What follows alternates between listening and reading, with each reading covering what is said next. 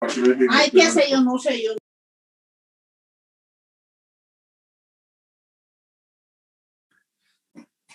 Buenas tardes, señoritas, buenas tardes, jóvenes. Continuaremos con nuestro tema de fármacos inotrópicos. Ya habíamos visto el mecanismo de acción, la cinética, y hoy nos referiremos a las interacciones medicamentosas que tienen estos fármacos inotrópicos, particularmente la digoxina. Cuando se administran junto con estos inotrópicos, los diuréticos, estos van a producir una hipopotasemia, porque los diuréticos producen una pérdida de potasio. Y cuando se produce una pérdida de potasio, se produce un aumento en los efectos de los digitálicos. Y si aumenta el efecto de los digitálicos, pues se está produciendo una toxicidad. Un primer fármaco, entonces, un primer grupo de fármacos a tener en cuenta cuando se administren estos fármacos inotrópicos positivos. Por otra parte, la miodarona es un fármaco que lo vamos a ver ya muy pronto, es un fármaco antiarrítmico. Cuando se administra junto con la digoxina, va a producir un aumento de la concentración plasmática de la digoxina. Incluso este aumento de la concentración plasmática de la digoxina puede ser hasta un 100%. Por lo tanto, cuando se administran estos dos fármacos, amiodarona y digoxina, pues requiere disminuir la dosis de digoxina, incluso a la mitad, para evitar este incremento excesivo de concentración de digoxina. Por otra parte, además, estos dos fármacos, amiodarona y también la digoxina, van a ejercer una acción depresora a nivel del nodo aurículo-ventricular. Por lo tanto, al actuar estos dos a nivel del nodo aurículo-ventricular, pueden dar lugar a un bloqueo aurículo-ventricular. Por lo tanto, es otra interacción a tomar en cuenta cuando se administre digoxina junto con amiodarona. Otra interacción sería con la espironolactona. La espironolactona es un diurético que va a disminuir la excreción de digoxina. Y si disminuye la excreción de digoxina, pues está aumentando su concentración plasmática. Incluso puede aumentar su concentración plasmática hasta un 36% más. Otra interacción a tomar en cuenta, la quinidina. Esta quinidina es un fármaco que disminuye el volumen de distribución. Y al disminuir el volumen de distribución, está inhibiendo la fijación de la digoxina a los tejidos y está disminuyendo también la excreción renal. Por lo que la concentración de la digoxina en sangre va a aumentar. Se duplica. Por lo tanto, requiere también la disminución de dosis de digoxina. Estas son las interacciones quizás más importantes a tomarlas en cuenta. Habíamos dicho que estos fármacos inotrópicos positivos son muy peligrosos en cuanto a su administración, ya que tienen un estrecho índice terapéutico. Cualquier error en la dosificación pues lleva a una intoxicación digitálica. Cuando se realiza la administración, cuando se va a realizar la administración de la digoxina, la dosificación siempre debe ser individualizada para cada paciente. Se debe tomar en cuenta su edad, se debe tomar en cuenta el peso corporal, la función renal, de acuerdo al aclaramiento de creatinina, la gravedad de la insuficiencia cardíaca. Y todos estos van a influir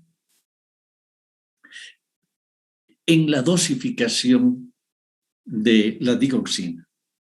Por eso, en base a todo eso, tiene que ser individualizada para cada paciente la administración de estos fármacos. ¿Qué sucede cuando hay una intoxicación digitálica? Los signos y síntomas de una sobredosis es anorexia, náuseas, vómitos y diarrea. Son las primeras manifestaciones de una sobredosis. Por lo que todo paciente que está siendo digitalizado y presenta anorexia, náuseas, vómitos y diarrea, inmediatamente se suspende el tratamiento. Estamos frente a una intoxicación digital. Se va a suspender el tratamiento, confirmar el diagnóstico. Pero ya tenemos en mente de que esos son los síntomas, signos de una intoxicación digital.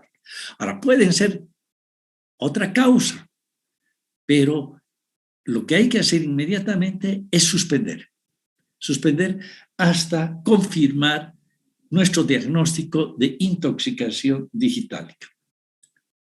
Ahora, se pueden presentar otros síntomas de la intoxicación digitálica que pueden ser un malestar general, puede presentarse cefaleas, sueño, fatiga, confusión mental, trastornos de la visión y también a nivel cardíaco van a empezar a presentarse arritmias cardíacas. ¿Qué hacer frente a una intoxicación digitálica? Como habíamos indicado, lo primero, suspender el tratamiento, suspender la administración del fármaco. En segundo lugar, se debe internar en una unidad de terapia intensiva. Son pacientes muy graves y requieren un cuidadoso control, una monitorización cardíaca constante. También se recurre a la administración de potasio. Hay que administrar potasio hasta obtener los valores de normalidad del potasio. Obviamente, si existe una hipopotasemia.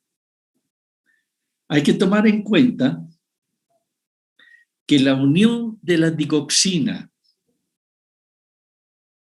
con la ATPasa, con la adenosina trifosfatasa, sobre la cual actúa y la inhibe, se va a producir tras la fosforilación en un residuo de ácido aspartico que se encuentra en la superficie de esta enzima, de la ATPasa. Al aumentar el potasio, se produce la desfosforilación de esta enzima. Y por lo tanto, está disminuyendo la afinidad por la digoxina. Y la reducción de potasio aumenta la afinidad por la digoxina. Es por este motivo que hay que utilizar potasio. Hay que administrar potasio en una intoxicación para disminuir la afinidad de la digoxina sobre este receptor que es la ATPasa. También se administra sulfato de magnesio, sobre todo por la acción central que tiene a nivel del sistema nervioso central y que habíamos indicado algunos efectos tóxicos que se producían en una intoxicación digitálica, como la cefalea, sueño, fatigabilidad, confusión. También se administra clorpromacina. La clorpromacina se administra sobre todo, y ustedes ya conocen este fármaco, clorpromacina, es un neuroléptico, pero que tiene una muy buena acción antiemética. O sea, actúa a nivel de la zona quimiorreceptora gatillo, impidiendo los estímulos que vayan o que se dirigen al centro emético, al centro del vómito.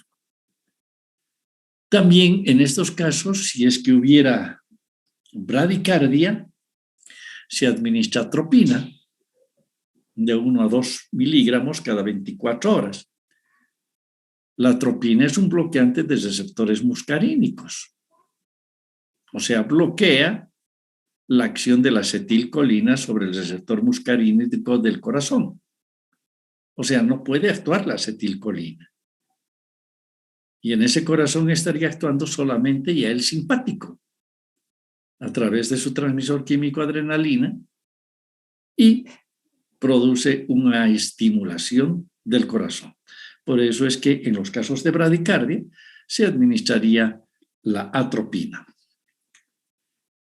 ¿Cuáles son los usos terapéuticos de la digoxina?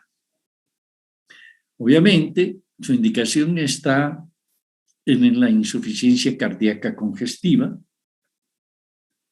Este fármaco en este tipo de pacientes con insuficiencia cardíaca producen un alivio de la sintomatología, permite un aumento en la tolerancia a la actividad física, al ejercicio físico, modifica los parámetros hemodinámicos que se encontraban alterados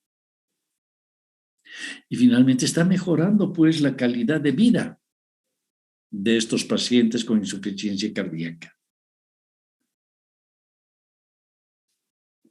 La administración de la digoxina, como habíamos indicado, tiene que ser individualizada para cada paciente. Existen 2 tipos de digitalización, una digitalización rápida y una digitalización lenta. La rápida se la logra en 24 horas y la digitalización lenta, que requiere más control, es menos peligroso. Generalmente es una pauta, una referencia nada más. Se comienza con 0,5 miligramos cada 24 horas y la concentración terapéutica va a lograrse más o menos hacia los 7 días de haberse estado administrando. Ese es el tiempo de saturación que se logra. Y a partir de este momento ya se va a hacer una digitalización de mantenimiento en relación a la cantidad del fármaco de la digoxina que se está eliminando y que más o menos corresponde al 30%, de tal manera que se estaría administrando alrededor de 0,25 miligramos ya por día, pero requiere de un control muy minucioso en estos pacientes. Otra de las indicaciones que tiene estos fármacos sería en los casos de fibrilación, en la fibrilación auricular.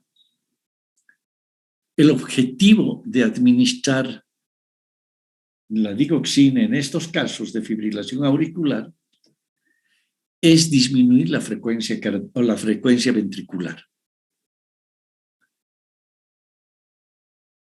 Y esto se logra por su acción que tiene, por su acción estimulante que tiene del sistema nervioso parasimpático,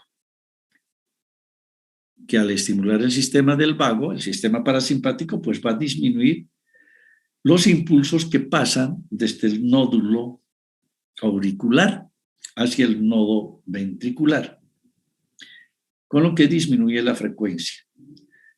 Y al disminuir la frecuencia, se está favoreciendo el llenado diastólico del ventrículo y obviamente esto ocasiona un aumento en el volumen sistólico. Otra indicación que tiene en el aleteo auricular.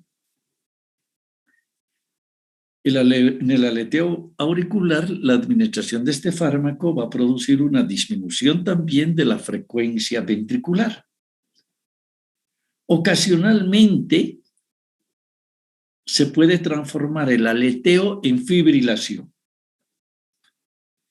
Y de esta forma se facilita la reversión hacia un ritmo normal.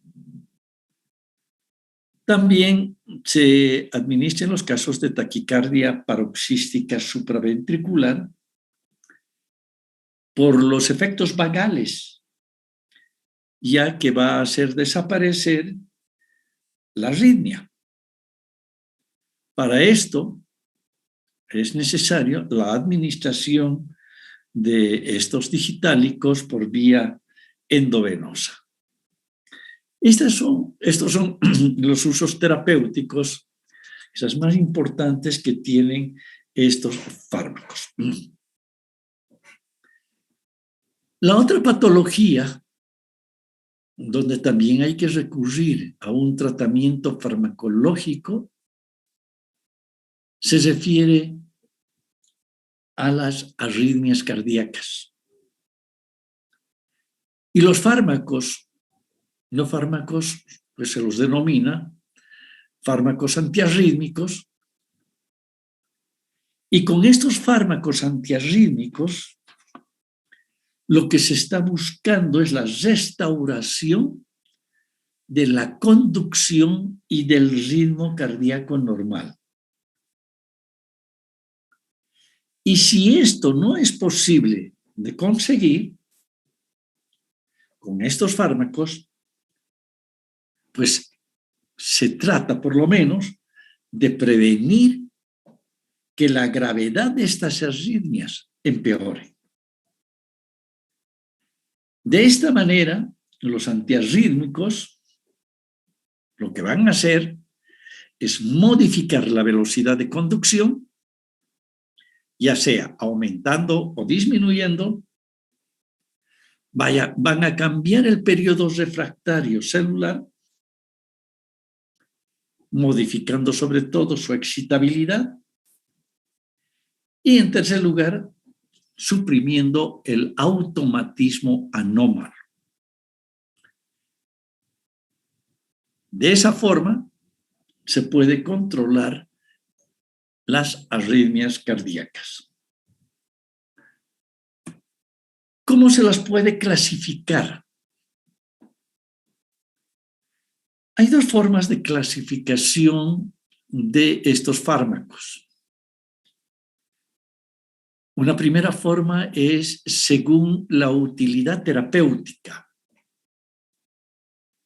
Y según la utilidad terapéutica, se clasifican a su vez en útiles en arritmias supraventriculares. Estos fármacos que se utilizan en las arritmias supraventriculares, se tiene a la adenosina, a la digoxina, que también tiene esta acción, al verapamilo y a los bloqueantes beta. Un segundo grupo dentro de esta clasificación según su utilidad terapéutica son aquellos que son útiles en las arritmias tanto supraventriculares como ventriculares.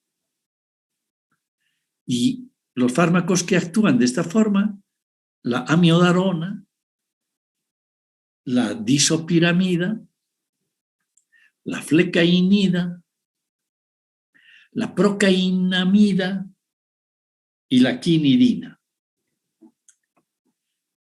Y finalmente, el tercer grupo, que son fármacos muy útiles en los casos de arritmias ventriculares, se tiene al bretilio, a la lidocaína, a la mexiletina, a la moricicina, fenitoína, propafenona y la tocainida. Esta es una primera clasificación que se hace de estos fármacos antiarrítmicos. Y la segunda clasificación se la realiza en base a clases. Y son, en realidad, 6 clases. Y la clase 1, esta clase 1 particularmente en su acción bloquea los canales de sodio voltaje dependientes, y como consecuencia disminuye la despolarización. Esta clase 1, a su vez, se la ha subdividido en la clase 1A, 1B, 1C. En la clase 1A se tiene a la quinidina, a la procainamida, a la disopiramida, y son de una acción moderada. En la subclase 1B se tiene a la lidocaína, mexiletina, tocainida y la fenitoína. Tienen una acción débil.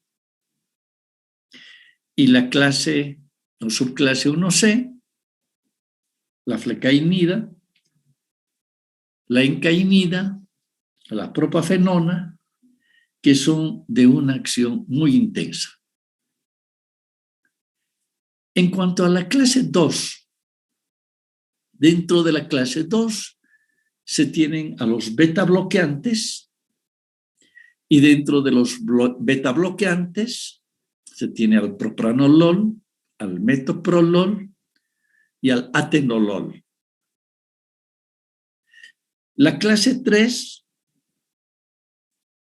esta clase 3 prolongan la duración del potencial de acción, y tenemos a estas 2 drogas, estos 2 fármacos, que es la amiodarona y el bretilio. La clase 4 son los bloqueantes de los canales de calcio. Y se tiene al verapamilo y al diltiazem. Y finalmente hay otro grupo que no se los ha encasillado en los anteriores, y en ese grupo están, se lo denomina otros, y se tiene a la adenosina y a la digoxina. Estas son las clasificaciones que se han realizado de estos fármacos antiarrítmicos, y generalmente se utiliza esta última clase con mención también de la primera, de acuerdo a si tienen su acción a nivel supraventricular o supraventricular-ventricular o solamente ventricular. Entonces, nos vamos a tener que referir en un primer momento a los fármacos más importantes de estos grupos y nos vamos a referir, en la próxima clase, a la quinidina, que es el primer antiarrítmico que se conoció y que todavía sigue vigente, ¿ya? La quinidina. Entonces, nos vamos a referir a ese fármaco en nuestra próxima clase. Por hoy eso es todo. Que tengan una buena tarde y nos volvemos a encontrar el día lunes. Que les vaya muy bien. Adiós. Hasta luego. Chao. Hasta luego. Chao, que les vaya bien.